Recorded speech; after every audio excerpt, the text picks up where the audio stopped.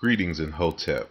This is Asar Imhotep with the Mokaversity Institute of Philosophy and Research, which is a virtual network of independent scholars of Africana studies based in Houston, Texas.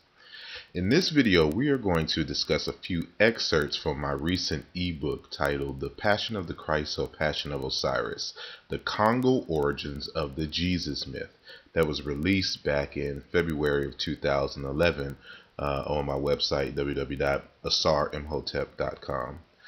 This publication was put together in response to a recent religious debate that I was involved in San Antonio, Texas at the Carver Library. At the time, I knew that a lot of the material that I was going to cover in the debate would be new to a lot of the attendees. So in response to that and my original research, I wanted to have a convenient location to review all of the data. Thus, The Passion of the Christ, The Passion of Osiris was the result of those proceedings.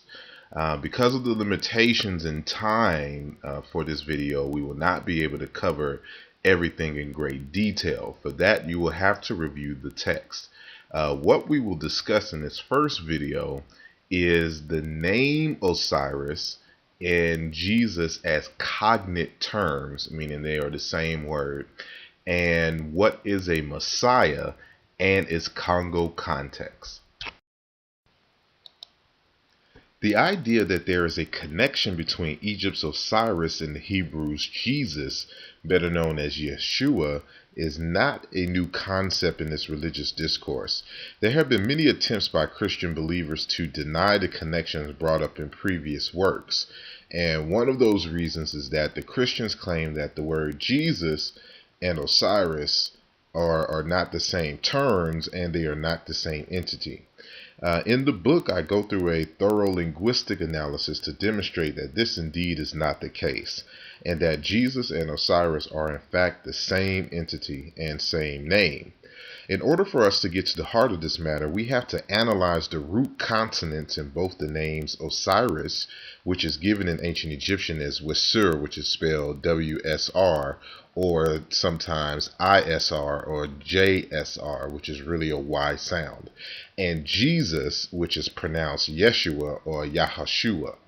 I argue in the book that Jesus and Osiris are built on the same consonant root system, which is given as SR.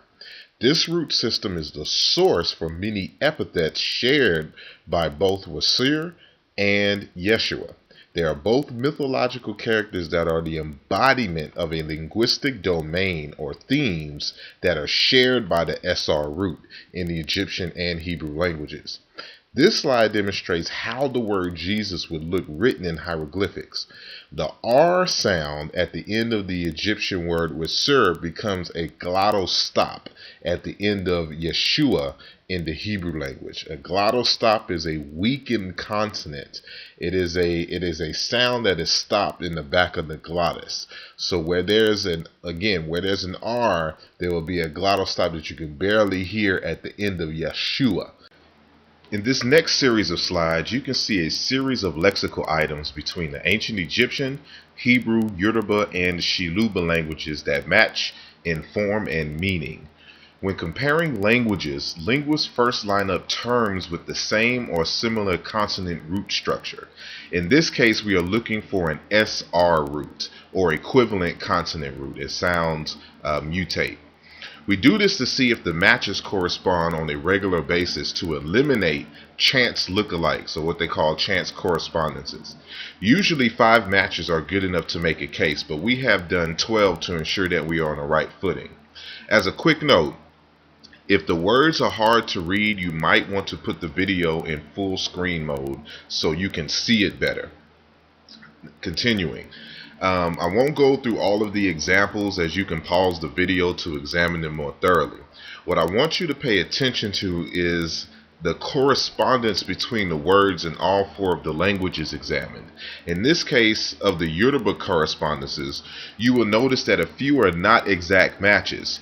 This is because the Yoruba is a very old language, and a lot of their words suffer from consonant loss over time. But as you can see, where there is an S in the initial position in the Egyptian, for example, there is an S or Z in the initial position of the other languages. In the C2 or the second consonant position, there is consistently an L or R sound. Sometimes the L or the R sound morphs into an N sound, which you can see on a few of these as well. Look at the Hebrew terms and you will see that often the glottal stop, which is symbolized by an apostrophe, takes the place of either the S sound at the beginning or the L sound in other matches in the secondary consonant position. We will now demonstrate these facts in detail so we can compare the word save in Hebrew, which is pronounced shua, with the glottal stop at the end with the other languages, the other African languages, so we can be on solid linguistic grounds to do so. As we can see in these Yoruba examples, that the final R or L sound mutates also into a D sound in the first example, Sadi. It's not marked at the top, but all of these top examples are from the Yoruba language. The reason why this D sound mutates from the L is because of a rule in the Niger-Congo languages. Often when an L or R sound is followed by an I, the L or R becomes a D sound. As we can see in the ancient Egyptian example, that it also follows this pattern with the word shadi, which means to break, to rescue, to take away, to maintain, to secure, to recover, to cut out. Again, you can pause the video to examine the cognate terms for yourself. But these are all cognate terms in different related languages that would match the word shua in the actual Hebrew language. So to say shua in the Yoruba language, you would say one of these equivalent terms. We highlight these sorts of things to first lay a firm foundation for matching symbolic references between the Egyptian Osiris, known as Washil, Ashil, and Mujilu in the Siluba language, and the Hebrew Messiah, Yeshua or Yahashua. As will be discovered in the book, The Passion of the Christ or Passion of Osiris, the Kongo Origins of the Jesus Myth, many of the epithets attributed to Jesus the Christ of the Hebrew tradition is also attributed to Osiris or Wasir in the ancient Egyptian tradition. One will also discover that many of these attributes are also associated with the ancient Yoruba deities Eshu and Oshun. Now that we noted that the same word for Savior exists in the Hebrew, Egyptian, Yoruba, and Siluba languages, and is embedded in the names Wasir or Yeshua, we can move forward and discuss why Washil Osiris is considered a savior among the ancient Egyptians. The ancient Hebrews considered Jesus a savior because he is alleged to have sacrificed his life for the sins of mankind. Osiris is a savior, a Shidi, a Salu, a Sheila, a Sula, a Sheila, a Yeshua, because he represented the essential elements of life which continue to give us life as human beings.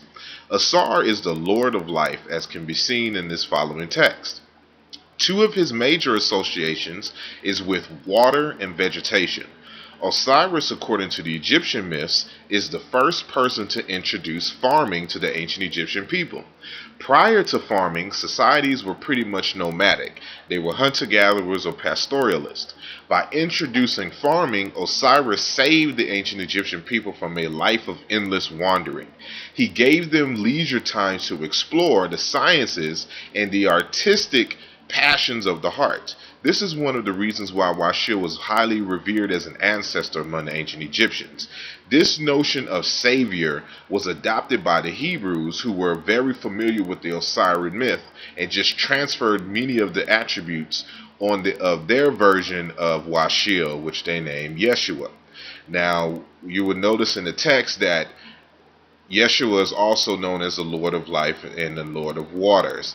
And we don't have enough time to really go through all the details, but when you sift through the book, I provide the necessary evidence to demonstrate these same correspondences, not only linguistically but conceptually, and I provide the context for understanding exactly, how these two things correlate, using the Yoruba system E5 as a backup system for the ancient Egyptian to demonstrate that this concept, these terms and these associations are widespread across the African continent, including Central Africa, where the Siluba language is spoken to this day.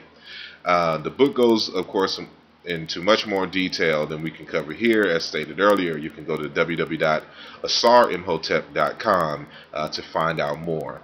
The next video, part 2, we're going to talk about what is a Messiah and the Kongo origins of what a Messiah is and how it was institutionalized in Africa, but became a unique phenomenon amongst the Hebrews. So I thank you for enjoying this video, so stay tuned for part 2.